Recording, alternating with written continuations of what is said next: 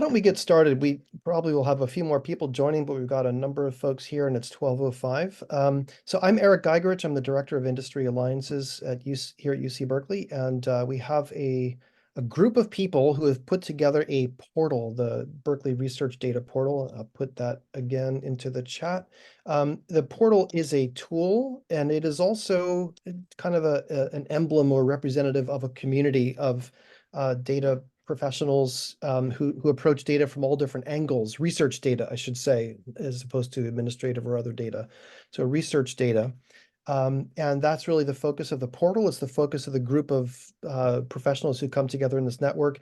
And it's out of that we provide a set of webinars, lunch and learn, related on data topics. And so today we have Kyrie Williams and Brian Warshawsky to talk with us about research and data security. And I did already say, for those of you who joined early, bear with me, we do have a few other data topics coming up this spring, one on how to read your data use agreement, another on how to share data with third parties. And we already have a few fall webinars scheduled. It's on the events page. So with that, let's hand it over to Kyrie and Brian. Welcome, everyone, and thank you, Kyrie and Brian, for joining us today. Yeah, thank you, Eric and Deborah. I really appreciate the opportunity to come and speak to this audience. Hate to do it during lunch. Hopefully everyone's got their lunch ready, and we're not going to ruin your appetite with some of the content we're going to share. So apologies up front if that's the case. Can you see my screen okay? Excellent. Okay. So let's talk about the current environment. I'm guessing that many of you, as we said, just as people were joining the call, I think many of you may have joined from the NSF Common Forums discussion on current and pending support, biosketches, Science CV. And that is really, in a way, an excellent entree into this subject and explains a lot of the background on kind of why we are and why we're talking about this. So as far as the current environment, the U.S. higher education has really, the research enterprise has become one that has become significantly under fire from undue foreign government actions targeting research data, which is really a prize. And then as a result, there's bipartisan efforts out of Washington to try to address that threat. And what we're seeing is an increasing pace across really the whole research enterprise, from new regulations, administrative actions, agency actions, all built around research security. Some of the actions include increased regulations, such as National Security Presidential Memorandum 33, use of DFAR clauses related to cybersecurity, increased reliance on disclosures of conflicts of interest, conflicts of commitment, and as I say, from the NSF program that was just on, looking at ways to add transparency for connections and identify where someone might have, or a researcher who receives federal funding may be having what the federal government calls double dipping, or some outside activities that may include connections with malign foreign talent programs. So what is research security? Well, per National Security Presidential Memorandum 33 and the implementation guidance that came out a year after its issuance, safeguarding the research enterprise against the misappropriation of research and development to the detriment of national or economic security related violations of research integrity and foreign government interference. And essentially, from the government's perspective, is, are they paying for something that they're not secretly, that they don't know they're secretly funding somebody else's research? So some trending activities, how did we get to this point? There started to be a series of intelligence briefings back in 2017. There were Senate subcommittees investigating what actions were taking place. The Jason report, some people ask, what is Jason? The rumor is it's July, August, September, October, November. But anyway, the NSF Fundamental Research Security Review, along with OSTP's NSTC Research Subcommittee, came out with the advisory opinions. The NSF Chief of Research Security and Strategy and Policy was established. In 2021, NSPM 33 was issued, and a year later, the implementation guidance. Also in 2022, the CHIPS and Science Act. We're seeing new export control rules. And as I was joking with Deborah and Eric earlier, I could really call this presentation more fast and furious because that's kind of the pace that's accelerating right now as far as what we're seeing.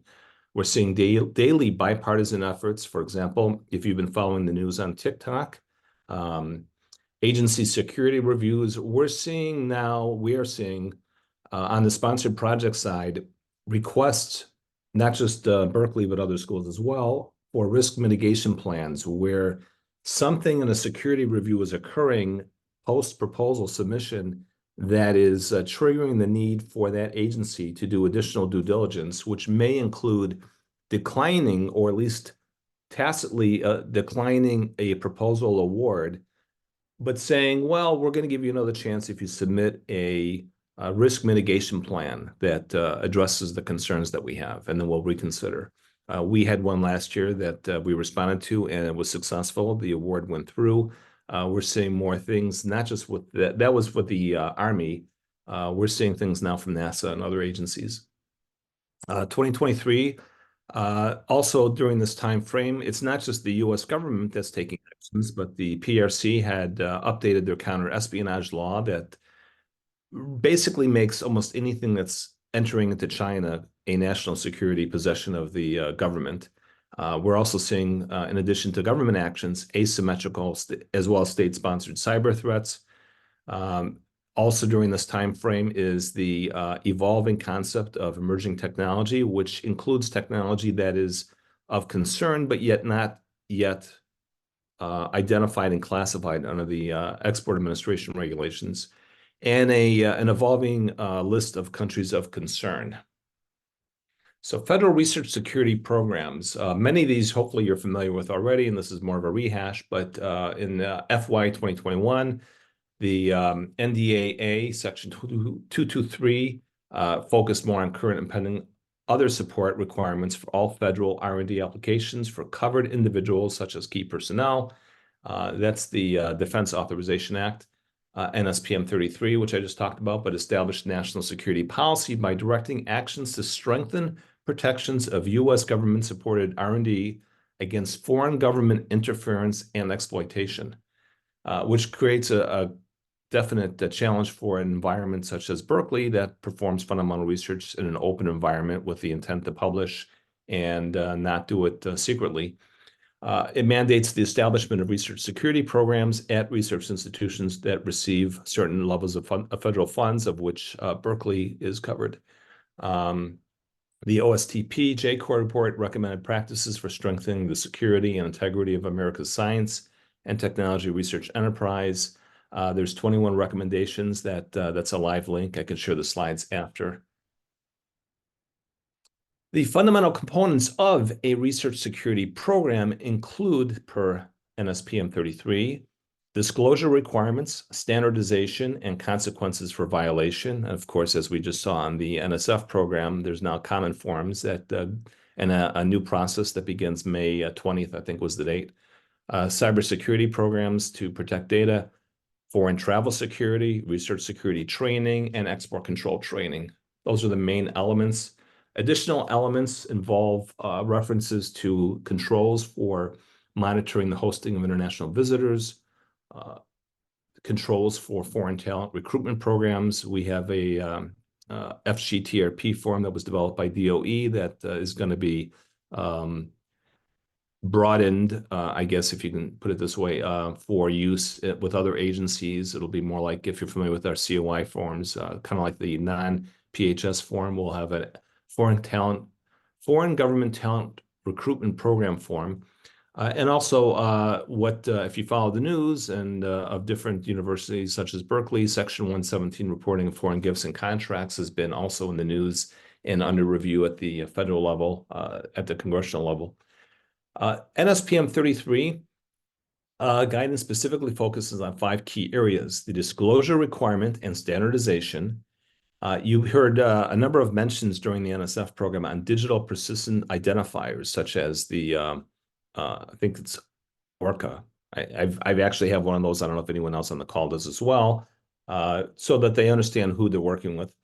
Consequences for violation of disclosure requirements, information sharing, and research security programs for institutions with $50 million in federal funding or more, the foreign travel security, research security training, export control training as appropriate, and cybersecurity.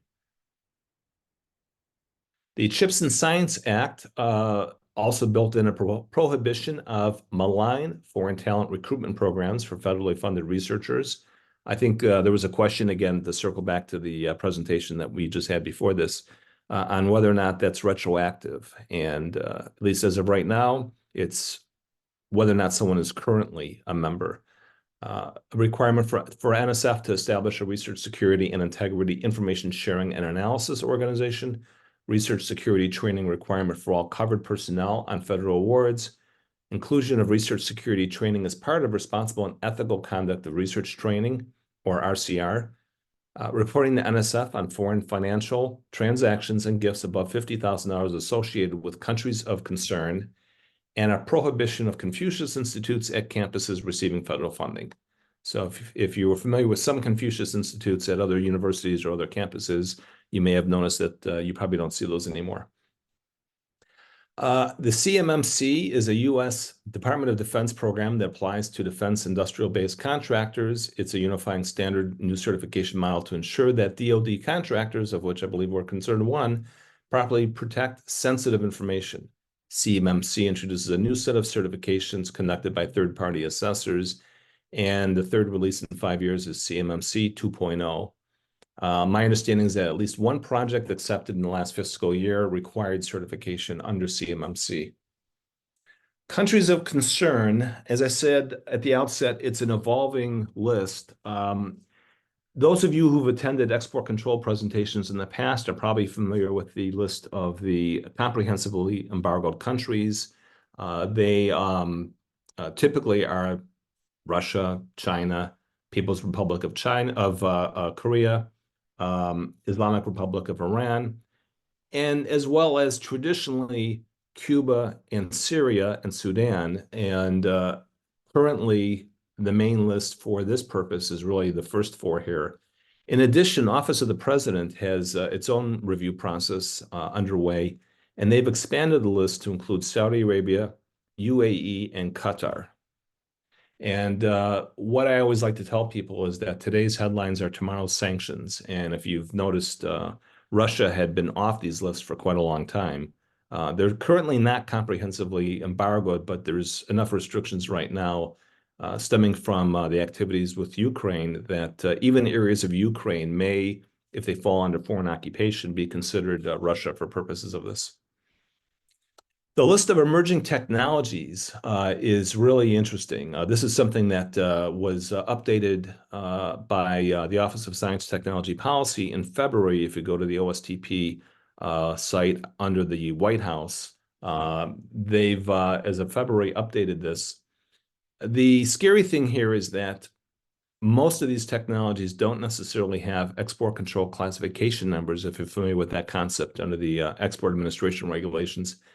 And some of these tend to be extremely broad. So, for example, we thought initially when they were including AI as a concept that it was actual development and cultivation of large learning models and building the actual AI element of it. But as of the February list, it includes things like controls for ensuring the integrity of programs, building the uses, applying different uses of AI to business processes and things that really go into an area outside of what you would think of as developing technology. So even though it may seem on its face like you understand what it means, each of these bullet points has probably 10 different subsets or sublevels. And so it's a little bit of a rabbit hole trying to understand exactly what is controlled. And that's why they really, back since around 2017, 2018, when the first list of foundational and emerging technologies came out, the federal government has been struggling with ways to put controls in place. But anything with these technologies is of higher sensitivity. 2023, I mentioned also earlier that the People's Republic of China had changed their regulations internally. And this is something that's also very actively underway. Although the update was from July of last year, it broadened the scope of their counter-espionage law, expands the definition of espionage from covering state secrets and intelligence to any documents, data, materials, or items related to national security interest without defining what that term even means. So a potential is to create legal risks or uncertainty for foreign journalists, academics, and researchers, even those just passing through the airport, coming back from a third-party country. Any documents, data, materials, or items could be considered relevant to PRC national security due to the ambiguities in this law. Hey, So Brian.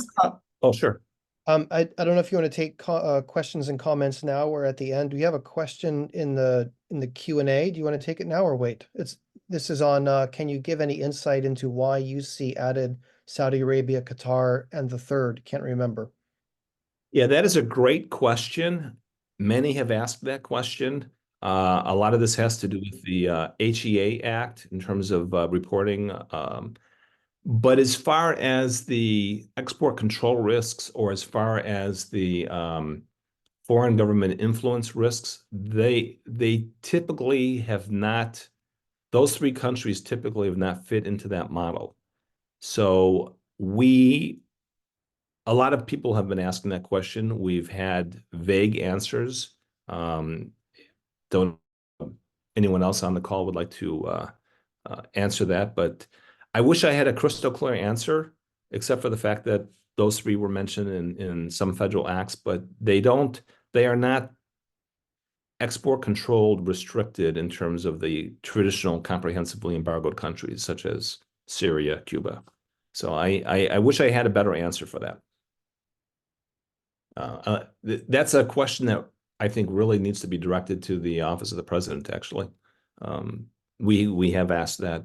As I say, the answers have been a little leaning on the vague side.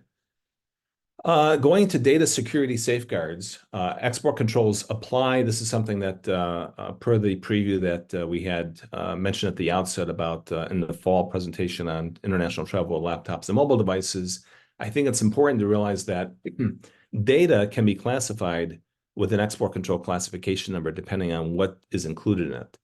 Even things that are intangible, process design kits, semiconductor production information, non-public information such as non-disclosure agreements, confidential disclosure agreements. I was on a call earlier today where we are working on the proper way to store, how we're going to store data that's going to be received from a specific proprietary information from a specific business contact that we're actually evaluating a possible sponsored agreement to work with them on.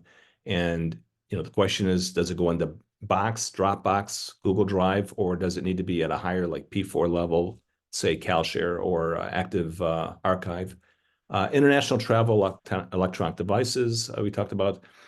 It's important not to travel with research data, especially unpublished research data, using loaner laptops as a best practice and wiping devices upon return so that malware that's planted doesn't come back to infiltrate the systems. That does occur.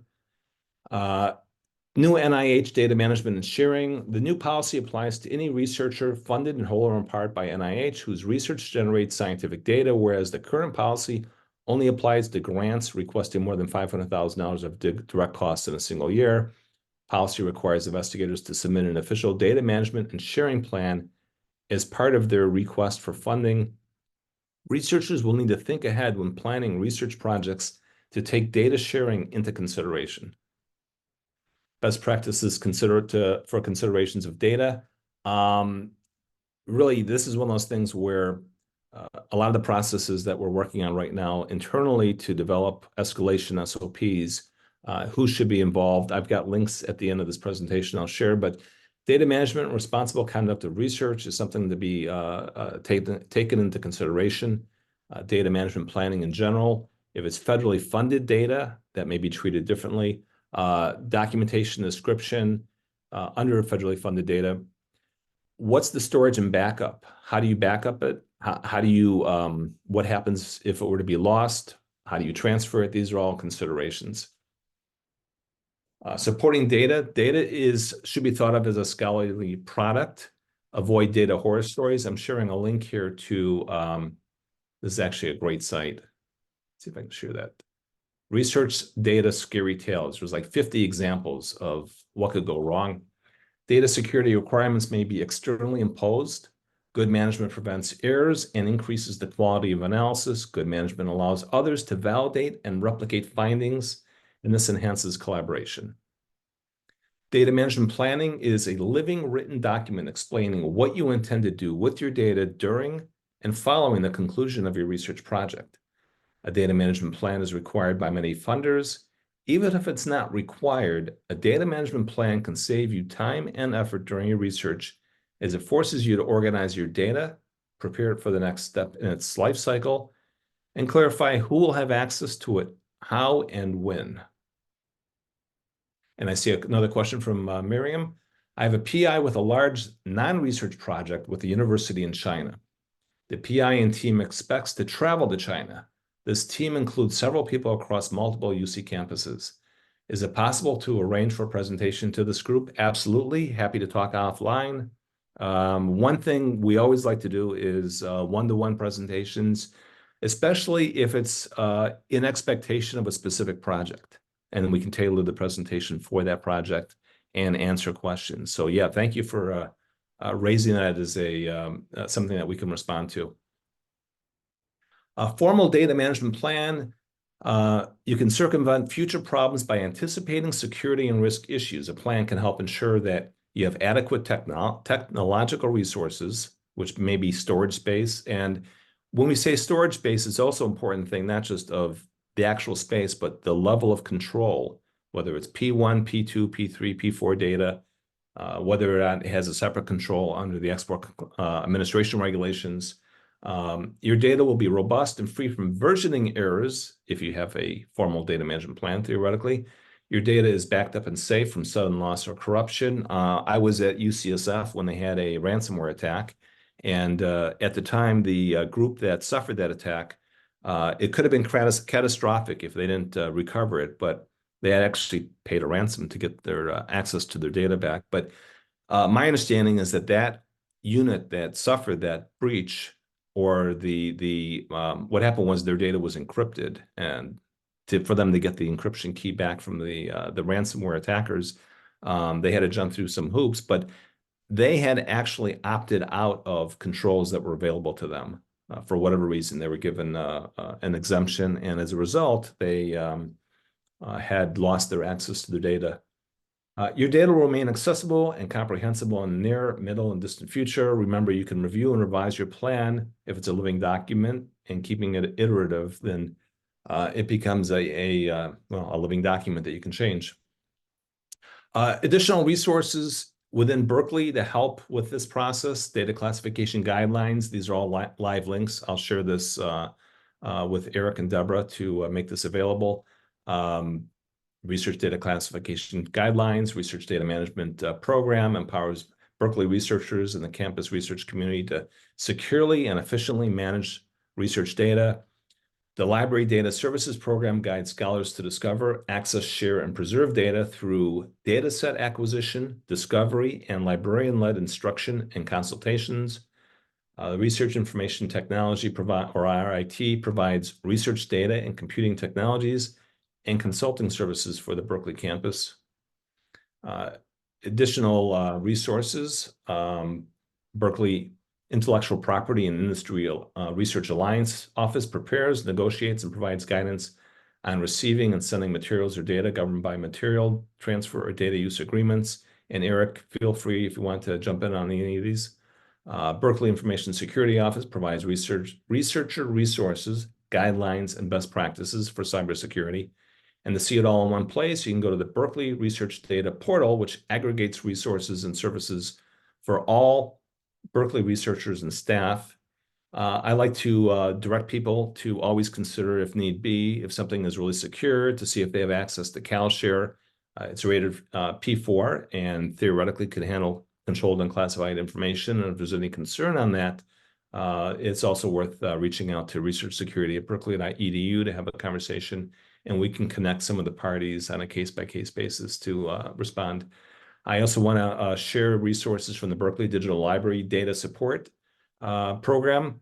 All these people here are great. I was on a call earlier today with Aaron Foster, and many of them have participated in our training for responsible and ethical conduct of research because it's such a critical element, not just in terms of protecting data, but in terms of research integrity and RCR, which has become increasingly part of the undue foreign government influence process.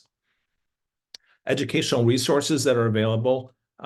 We've got a fairly new research security training program. If you go into UC Learning, type in, this is a live link as well, but if you log in with your single sign-on and type research security in the search, it'll bring up the new research security course. Many of you or many of your researchers may be familiar with the Ethics and Compliance Briefing for Researchers program. It's about a little more than a half an hour of instruction on this topic. It's customized strictly for the UC, and the faculty who take that, it's recorded that they're compliant in terms of reporting to the regents. Restricted party screening, you have a party overseas and maybe you want to find out whether or not they're on a debarred or restricted list, or whether or not the country has any restrictions. Visual compliance is a tool that we make available, and that that restricted party screening course teaches how to use that. I also want to point out that there's a cybersecurity awareness training. It looks like right now Berkeley as a campus is about 81% compliant on this. So if you haven't taken it, or if your researcher hasn't taken it, it's a good reminder to complete that. It provides a lot of the instruction on this. In addition, we're going to be putting the new 4-module research security training videos that were developed by NSF into UC Learning. We're Berkeley branding them, but they're also available by this link right now. And we've had different results or different feedback from people who've gone through it so far. The 4 modules are: what is research security? Module 2 is on disclosures, much of which was covered by NSF just now. Module 3 is how to manage and mitigate risk. And Module 4 is on international collaboration. So the content is good. The way they've presented it is interesting. We're going to be developing more of our own. And in addition, we're going to be working on launching a new research security website for Berkeley in the Berkeley community. Whoops, takes me in there. Let's go back here. Additional best practices and resources from other schools, including some that from schools that have documents that we think are very useful. What are some best practices for researchers to protect research data? Protecting your research data, there's a summary table. Data security guidelines, I think that's from the University of Michigan. Document security and research data management suggested best practices. So we're trying to not only provide our own, but share what we're finding from other universities on what they typically do. And so I didn't do an introduction at the beginning, I guess, but I'm the Director of Research Ethics and Compliance. I'm part of the Research Administration Compliance. And we are very engaged in terms of building a research security program here at Berkeley. That includes implementation of the UCOP mandate on the elevated review process for countries of concern and emerging technologies. We're working on finalizing our inventory of engagements with countries of concern, research compliance audits, research cybersecurity audits. We participate in both developing website content on this subject. We engage actively daily with faculty on issues surrounding not just data security, but export controls and RCR, as well as COI. We're also in the process of coordinating with the campus COI process. We handle the research COI process, as well as the conflicts of commitment and oaths under APM 025 process. Connecting and building a process where there's more transparency in that area. The ethics compliance briefing for researchers, we are tracking the usage of that, or who takes that course. And then additional security training resources made available, much like the request from Miriam. So I hope to follow up with that and provide that as the case may be. And I see Kyrie jumping in as well. If there's anything to add on that. Otherwise, I'm happy to open this up to questions.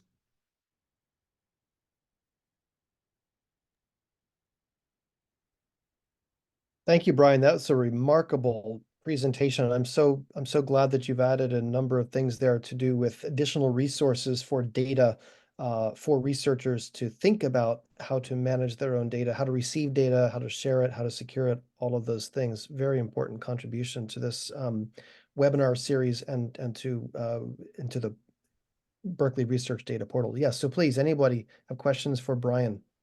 Yeah, and I apologize for just sort of kind of a huge data dump of somewhat bad news. But the reality is that things are happening quickly. And if there's one big takeaway, it's that there's a big push for transparency. You know, protect the data you have, protect the federally funded data, and be transparent about what activities might be outside that. And there's tools and resources to assist with that. And it's probably easier and just becomes part of the normal process. But getting there, you know, we are seeing an area where my presentation today might be very different if I do this again in 3 months. The pace of change coming in and keeping up with that is going to be a challenge. And I see we have, I guess they pronounced it orchid. I was calling it orchid when I first saw it, but yeah, the persistent identifiers is a really important part of this whole process. And thank you, Rick, for sharing that in chat.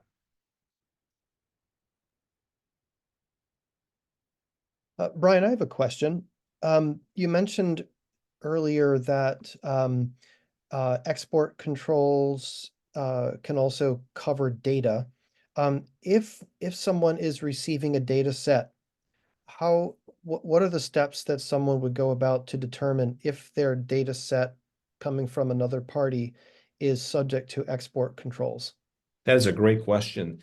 Unfortunately, a lot of classification of technology is sometimes more art than science. It's easier with commercial products sometimes. Hopefully, the provider of that data would be able to identify what controls apply to it. If it's someone international, they're not necessarily familiar with U.S. Export Administration regulations, so that becomes a little challenging. My first question would be if somebody said, "Hey, I'm receiving a data set. What do I need to know?" My first question would be whether or not it's a public data set or if it's something that's proprietary, and really what is included within that data set. If it's unpublished research data, what's the subject? Is it something that we can determine whether or not it was created with fundamental research, or whether it's something that is proprietary, and then we can go through a step-by-step process to process of elimination to determine what it might be. Yeah, it's not an easy process, and sometimes in the past we've actually had to, in some cases, when I was at Office of the President, reach out to outside counsel for assistance on that if need be. In this case, would the question be to the data provider, is this data set covered by an export control classification number? That would be a question, yeah. If it's not publicly available, if it's not, there are some things, a lot of data might be what we call not subject to the EAR or not subject to the Export Administration regulations, and in those cases, it may be public information. For example, a lot of what might be included in, say, open source software, for example. There is, in some cases, a classification for that, but it really depends on the public nature, whether it's open source or whether it's a closed set. If it's proprietary, if the data set were, say, the business contacts of your local dry cleaner, it's proprietary, but it's not something that would necessarily be controlled. So it really depends on exactly what the nature of the data is. Sorry, one more question for me about this. I'm kind of asking. You probably have a direct case, I'm guessing. Well, no, I mean, Yeah, these are the kinds of questions I ask when I'm helping people bring in data sets, but I'm not the only office that helps bring in data sets, and sometimes these don't come in through offices. So in case a data provider does say to a researcher, yes, this is under an export control classification number. It's important to get what the number is. Right. Then what does a researcher do? I mean, I know these steps, but I'm asking you for the benefit of others. Then what? I mean, so it's covered by an export control classification number. Does that mean we can't receive it? Does that mean we can, but with conditions? What do I do? Yeah, so in that case, I think the short answer is it depends, but it really depends on what the classification is. That's not to say that we can't receive it, but the question might be, where do we store it?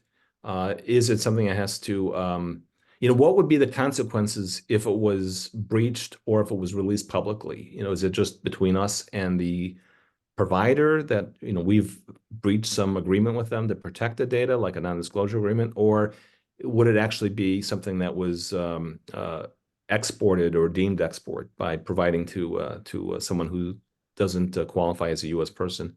A lot of it would be depending on the controls, whether or not we need to have it stored in a secure facility and whether non-U.S.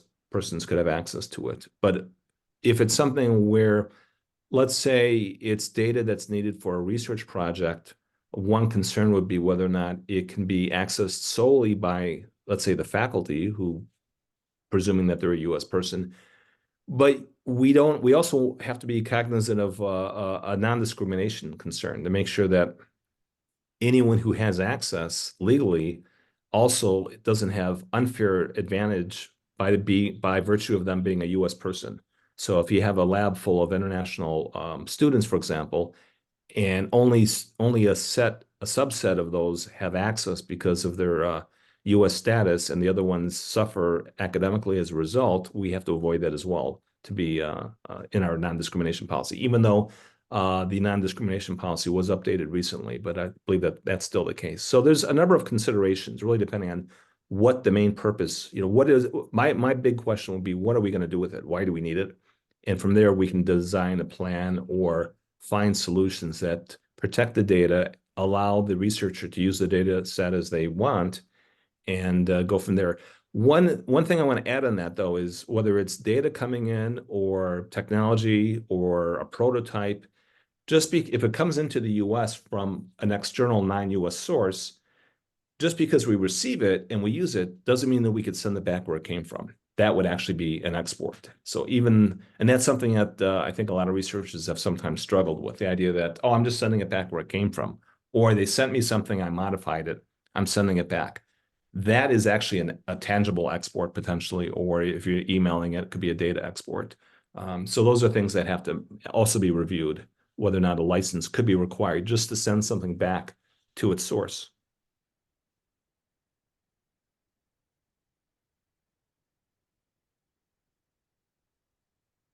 Yeah, I know we covered a lot of information. One more thing I do want to kind of stress again is if there's any questions here, researchsecurity@berkeley.edu is a fairly new email address. And we're just starting to really promote that. And if anyone has any questions, anything from conflicts of interest, I mean, we do have a COI team that handles the conflicts of interest on the research side. We do have the export control function as well. But increasingly, we're going to be seeing a lot more activities along this line of what's considered research security. And as I say, we have a new website that's going to be launched soon. But researchsecurity@berkeley.edu may end up being a very popular destination for questions. So if you have any, feel free to send them to us. And I'm also curious, I have a question for everyone as to what other topics along this line would you like to see? I think Eric and Deborah have done a great job as far as planning for the fall and putting together some really compelling content, and happy to continue to contribute if we kind of know where the interests are. I think one area that may really emerge as an important one is this developing program of connecting conflicts of commitment, institutional COI with research COI and other forms of disclosures and current and pending support to try to bring all these outside activities, if they connect with foreign activities or non-U.S. activities, to try to bring it all together as a way to kind of have that conversation on the front end to avoid any kind of concerns at the federal level.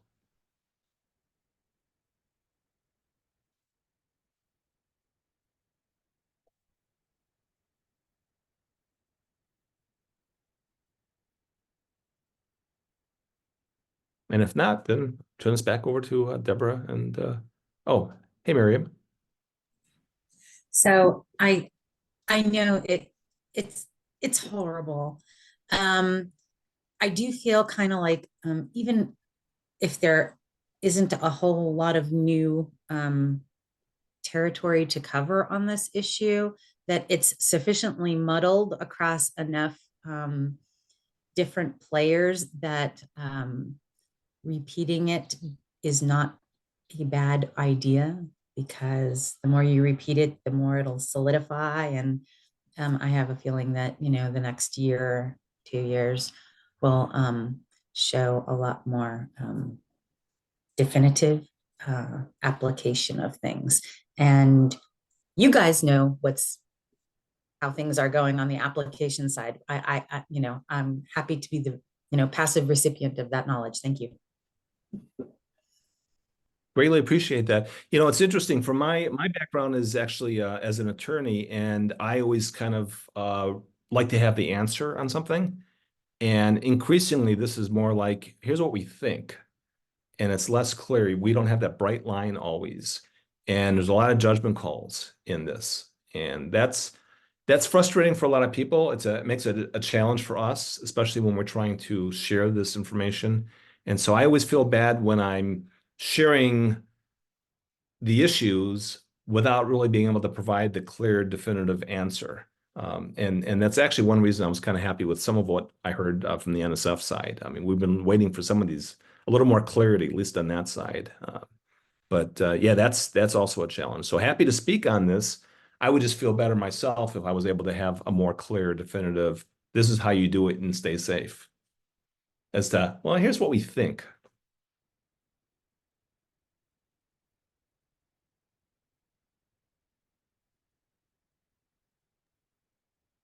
That is one of the values of having an event series related to this research data portal. And Brian, thank you very much for this presentation. This adds considerable depth of knowledge to our discussion. And I think these webinars and the community behind this portal is a good place to bring these kinds of issues. And I would echo Brian's call, so to speak, for do you have other topics that you'd like to see us present here, other things that are concerning you or things where clarity would help? This is a fluid process. We'd love to hear input from you. I'll put again the link to the portal into the it didn't go. There we go, into the chat. We do have events there coming up. So please have a look at the events. And Kyrie has his hand up. Hey, Kyrie. Hello, everyone. This was really Brian's presentation, but I'm Kyrie Williams, Assistant Vice Chancellor for Research Administration and Compliance. I wanted to thank Deborah and Eric for inviting us to this, Brian for putting on that presentation, and just had one couple comments in terms of it is a lot of information. And also a lot of, thanks to things like the research data portal, which really brings together a lot of the different resources or policies and things around data. And I think there might be an opportunity for, our office to maybe add some things there as it relates to, how we engage with the federal sponsors and or maybe even a tool, right? If it's a lot for us, imagine also for faculty who are also trying to manage other things and teach and do all these other things, is there another opportunity to make some of this, connect some of this information a little better? And one thing I'm thinking about almost in terms of steps, right? In terms of starting with classifying your data, right? And we have resources for those and some things, right? But can we make that a little bit easier to understand as it relates to research data? When a lot of the examples might be financial data or academics data. And it's like, how do we actually help folks kind of classify their data? And then, how do we continue to broadly support where there might be campus resources to store that data, where there's already some security parameters involved, and things like that. So it just seems like an opportunity for us to kind of continue to work on some tools to pull these things together as a resource where I'm a faculty member, like, just tell me what I need to do, right? Starting through the life cycle of data, right? How do I classify it? How do I store it securely if I need to, if it has some regulatory component to it, whether it be HIPAA, FERPA, export controls, GDPR, there's a number of things, and then how do I manage that over the cycle of its lifetime? So in the event, thanks again for having us. And so we got a hand raised, so I will stop and let Chris answer his question. Yeah, thanks, Kyrie. I know we're at time, but you mentioned that there's resources for classifying data. Could you tell us a little bit more where those are? Could I just find that through a Google search, perhaps? I think you're Kyrie's muted. Hold on one second.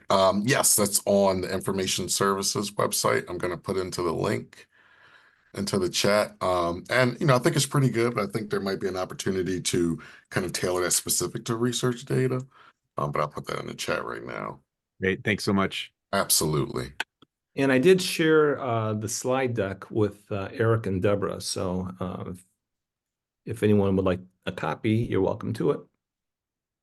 And those are live. Most of those are all live links on there. So if there's any problem with the links, let me know. I'll go ahead and send that out to everybody who registered for the webinar today. So you'll get that in your email.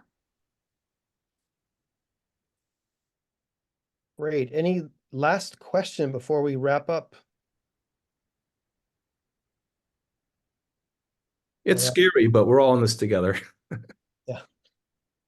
Well, thank you for your leadership, Brian and Kyrie. Thank you for helping us navigate these troubled waters. Really appreciate it. Thank you, everyone. Do come to the next webinars, and we'll look forward to seeing you again soon.